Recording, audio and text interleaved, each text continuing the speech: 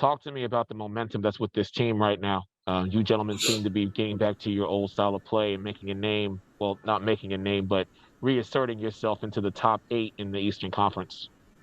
Yeah, I mean, I think we knew who we could be all along. That was kind of the frustrating part about the way we started. But I've been saying since the beginning, it's a long year. There's a lot of basketball in front of us, and we just sticking with it. Continue to try to get better each day, each game, and there's going to be ups and downs. But I think that we are finding ourselves, being able to create an identity. You got to create an identity each year, and it just feels like we're finding that some here as of late. But we got to keep it going. Congratulations. Thank you.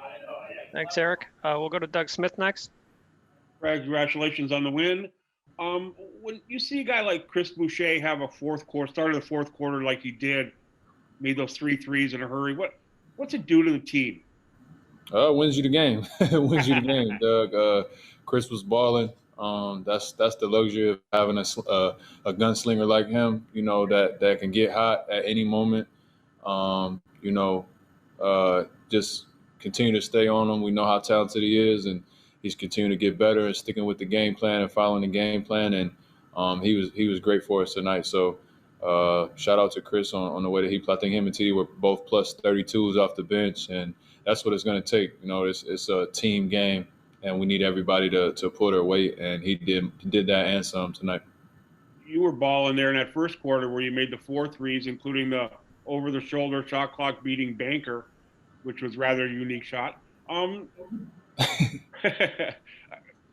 Tomorrow the coaches are going to vote for All-Stars. How much does it mean to you to be in the conversation, and how do you feel you fit into that conversation this year? Yeah, of course I feel like I'm an all-star, and I'm a confident guy. I don't work this hard to not feel that way. I don't play the way that I play to not feel that way. So, of course, I would love to be an all-star. I would love to have the respect of the coaches in the league. But, I don't play the game for that. You know what I'm saying? Yeah, That makes sense. But, yeah, that would be nice to be recognized that way. So, and I'm hopeful, and we'll see where that ends up. And, like I said before, if not, then I'll probably be on the beach somewhere for those couple of days when we get the All-Star break. So I play the game extremely hard. I try to play with a pure heart every night. I play as hard as I possibly can, and whatever rewards I receive along that journey, I'll have to live with that one way or another. So that's just kind of my approach to it. Thanks, Fred. I really appreciate it as always. Thank you. Thanks, Doug. We'll go to Mike Ganter. Hey, Fred, I want to ask you about Pascal. I mean, we all kind of look at him as a scorer first and foremost, but I mean, lately his passing ability is almost on par with yours. Where do you see it? He's close. No. 9-8 tonight. I'm joking. Nah, P's been great, man. He's been great. It takes time to fill out each game is different. He's seeing a lot of different coverages, a lot of different schemes thrown at him. Sometimes he's doubles, sometimes they're trapping him late, sometimes they're playing solo. So I think he's just doing a good job of letting the game come to him. And when he can get to that paint whenever he wants, and it's just making the right decision, whether to shoot or pass it out. So the more he drives in there to create shots for others, the better we'll be. And I think that he's finding himself doing that, as of late, while also still getting his numbers. So that's a pretty special way to play, and that's kind of what made him who he was from the beginning, when we had the bench mob and Nick started putting the ball in his hands more and letting him create and bring it up the floor. Was always getting his own shot, but being able to create for others. Got it. And what do you make of the Baines and Boucher combo off the bench? They seem to really find a nice chemistry there. Yeah, they've been great. It's a little weird to start small and then play those two, but that's where we are right now. It's been working. Those guys have a great chemistry and kind of a different contrasting styles in the way that they play. They help each other out there. So we need them to continue to be able to play at a high level. Baines has been great in his role off the bench. I thought he was awesome tonight, guarding Embiid, finishing down low, and just being that anchor, setting screens. And obviously we saw what Chris did. So both of those guys were awesome tonight. Great. Thanks, Fred. Appreciate it. Thank you. Thanks, Mike. We'll go to Michael Grange. Hey, Freddie. Great game. Thank you. Do you, when you guys roll out your small lineup and they got Simmons at point guard and Embiid at center, I mean, do you guys feel like you're at a disadvantage because they are so big, that lineup, or do you feel like they got to adjust to you and let's play?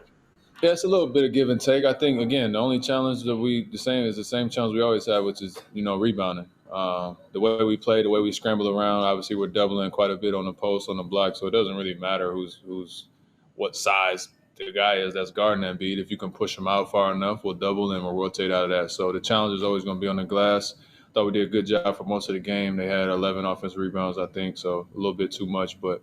OG and Pascal gave Joel a great fight, different looks, and then with Baines and Chris coming off the bench to give him another look. So you got to be able to adjust. There's it's not giving a steady diet of one thing the whole game, and like I said, it's give and take. So as much as we might be outsized, they got to still keep up with our speed and flow offensively. Appreciate it, Fred. Have a great night. Thank you too. We'll go to Josh Lundberg. Hey, Fred. In regards to All-Star, even a few weeks ago, it seemed like it might be tough for you guys to get somebody in just based on the record and what it was. Now with you guys playing as well as you're playing, and obviously you look around the league and there aren't a ton of teams that have great records, do you feel like things have sort of changed in that regard, that maybe your chances or the chances of you, Kyle, or Pascal are better now than they would have been a few weeks ago? Yeah, for sure. I mean, we're back in the race. We're back in the hunt. We're playing good basketball as of late. I think that's got to hold some weight. But also, given the fact of what the season looks like, I don't know how much the record is gonna play a factor. I don't vote. I do vote as a player, obviously, but that only holds so much weight. So we got starters, on teams that don't have good records. I'm sure there'll be a guy or two off the bench that is not on a good record team. It's just you got to pick the best players or who they think is the best players at the time. So I think that the way we've been playing should help all of our cases. But again, we'll see where that ends up, and I'm just happy with the way the team is playing, and whatever comes with that comes with it. Did you call bank on your 36-footer? I didn't, but I do practice dumb shots like that all the time. So I'm never afraid to mess my shooting percentages up. They're always up and down anyway. So you got to give yourself a chance. And as bad as I shot the other night, I think the basketball guys owed me a couple tonight.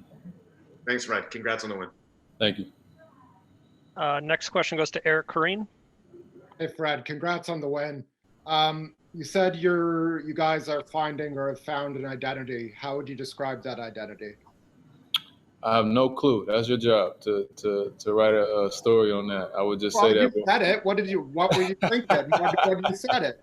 Well, I think if I give you the identity, then you can start to build a game plan against the identity. So, who are you working for here?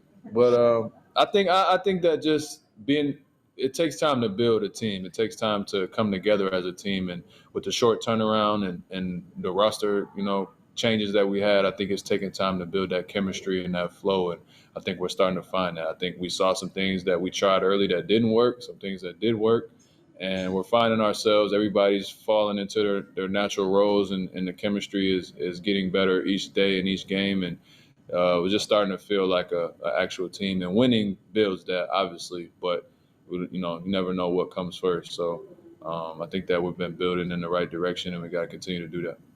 The coaches can only figure out a game plan because you answer a question.